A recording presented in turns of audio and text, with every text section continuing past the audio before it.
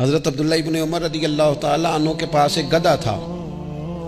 ہم پنجابی میں تو کہا کرتے تھے کہ بڑا ساؤ جانور ہے، بڑا دھیما ہے، بڑا اچھا ہے. سواری بھی کرتے تھے اس پہ، اس پر بوجھ بھی رکھتے تھے، اور بھی کئی کام، جانوروں کا چارہ بھی اس پہ رکھ کے لایا جاتا تھا. بہت سارے لوگ اس کی تعریف کرتے تھے کہ ظاہر ہے اس وقت یہ جانور ہر گھر کی ضرورت ہوتے تھے. لوگوں نے بڑی تعریف کی کہ جناب یہ گدھا بڑا اچھا ہے، بڑا عمدہ ہے. اب بعض چیزیں ایسی ہوتی ہیں جن سے دل لگ جاتا ہے.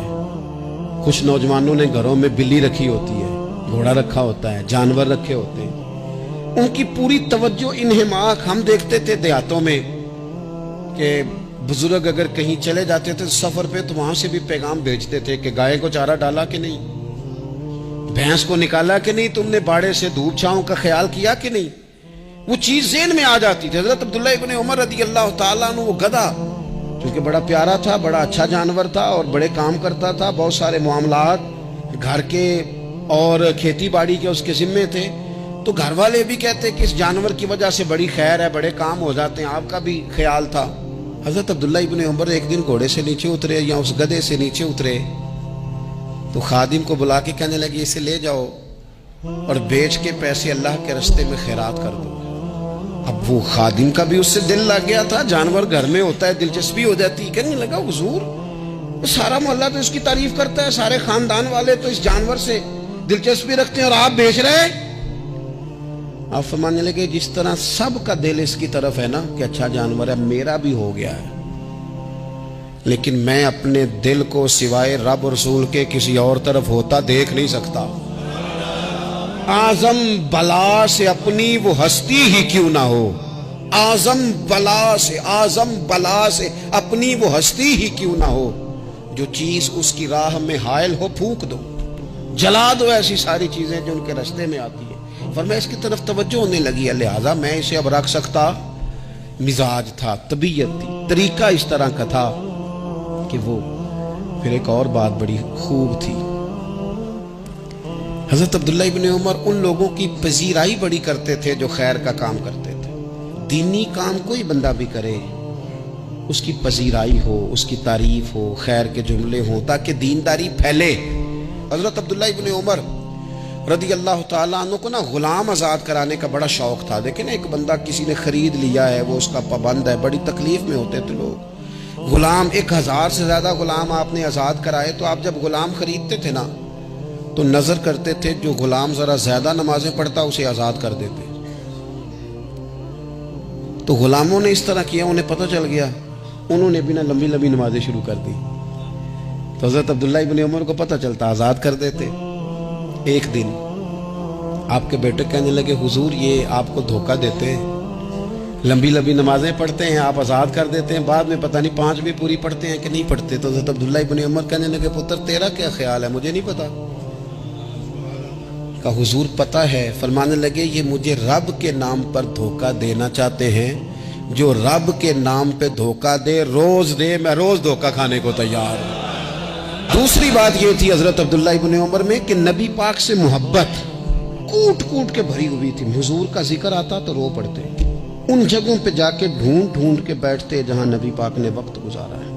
ایک درخت کا پتہ چلا کہ یہاں حضور تھوڑی دیر آرام فرما ہوئے تھے، انہوں نے دیکھا تھا یا انہیں معلومات ہوئی تو ہمیشہ اس درخت کو پانی دیتے، اس کا خیال کرتے، کہتے یہ درخت ہمیشہ تر و تازہ رہے، یہاں میرے نبی پاک نے تھوڑا وقت گزارا ہے.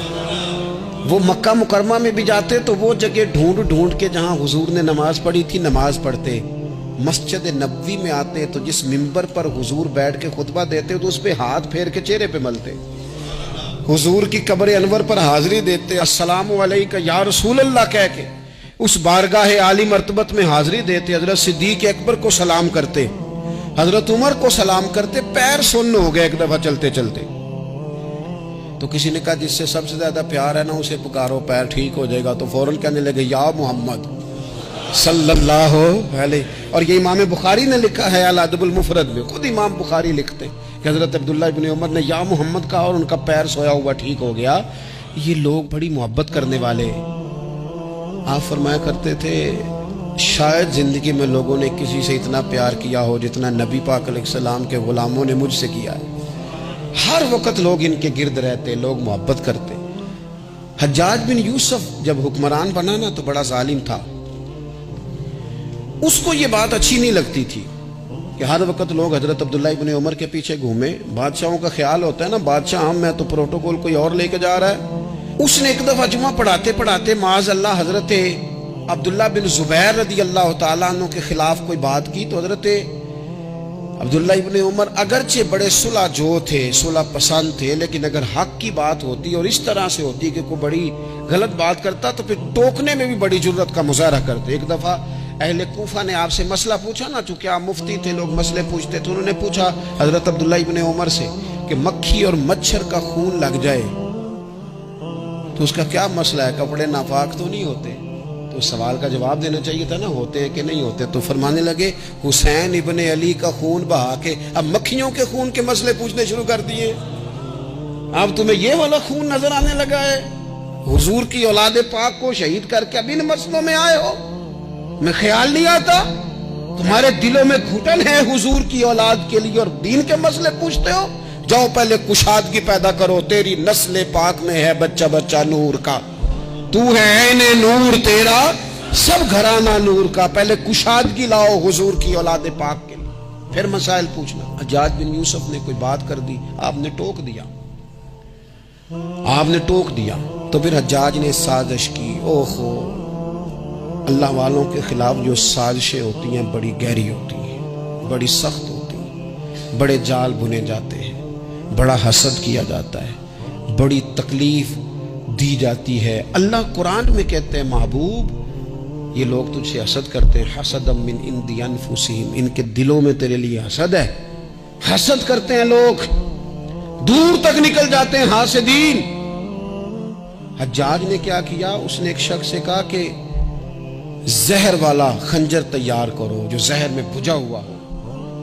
اور چونکہ حج کے موقع پہ بڑا رش ہوتا ہے لہذا حج کے موقع پہ لے جانا. حضرت عبداللہ ابن عمر جب تمہارے پاس سے گزریں، بادشاہ میں ہوں، لوگ ان کے پیچھے، جب وہ تمہارے پاس سے گزریں تو ان کے پیر میں چبو دینا.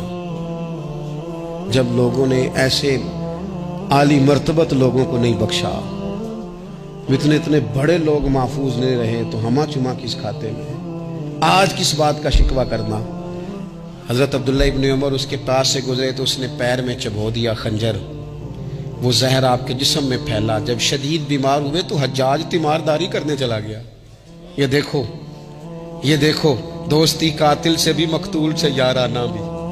خود چلا گیا اور جا کے کہنے لگا جی اگر مجھے پتہ چل جائے نا کہ آپ کو کس نے یہ زخم دیا ہے تو میں سخت انتقام لوں گا. تو حضرت عبداللہ ابن عمر نے بھی بڑا منطقی جواب دیا. فرمانے لگے مجھے اسی نے زخم دیا ہے جس نے حج کے موقع پر کسی کو خنجر لانے کا مشورہ دیا تھا، اسی نے مجھے زخم دیا ہے. گویا فرمانے لگے ظالم تو خود ہی یہ کام کرتا ہے اور خود ہی تو تیمارداریاں کرتا ہے. حضرت عبداللہ ابن عمر شہید ہو گئے. مکہ مکرمہ میں آپ کا مزار بنا دیا گیا. تقریباً 1500 کے لگ بھگ 1600 کے لگ بھگ آپ سے احادیث مروی ہیں. زندگی حسین گزاری، حضور کی خوشبوئیں ہر وقت آتی رہیں. حضرت عائشہ صدیقہ، حضرت حذیفہ، حضرت جابر بن عبداللہ، یہ تینوں جلیل القدر لوگ کہا کرتے تھے حضور کے بعد زمانے کی تبدیلی سے بڑے لوگ تبدیل ہوئے، لیکن جو لوگ حضور کے طریقوں پر پوری